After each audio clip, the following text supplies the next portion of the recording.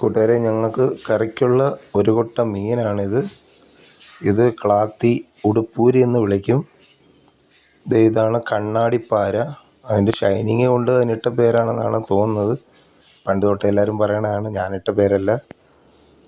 പിന്നെ അതിനകത്ത് എല്ലാം മിക്സ് ചെയ്യണം കേട്ടോ. നമ്മൾ ഈ ബോട്ടിൽ ഒരു സൈഡിലായിട്ടാണ് ഇത് കൊണ്ടുവന്ന് തട്ടുക. കാരണം അതാകുമ്പോൾ നമുക്ക് കായലിൽ നിന്ന് ബക്കറ്റ് വെച്ചിട്ട് വെള്ളം കോരി അങ്ങോട്ട് ഒഴിച്ചാൽ മതി. കാരണം വീലോസൊക്കെ ഓൾറെഡി നമ്മൾ പൂട്ടി ഒതുക്കി വെച്ചേക്കാണ്. ഞാൻ ഇങ്ങോട്ട് ആരും കയറില്ല.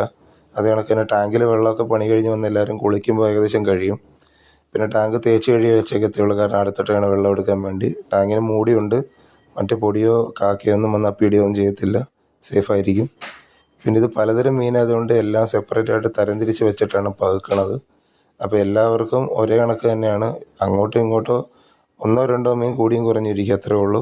പിന്നെ എക്സ്ട്രാ ഉള്ളത് ആരെങ്കിലുമൊക്കെ ഒരെണ്ണം അധികം എടുത്തുകൊണ്ട് പോകും. അതായത് ഇപ്പം 2 ക്ലാത്തി മീൻ ഇരിപ്പുണ്ട്, ഉടുപ്പൂരി മീനുണ്ട്.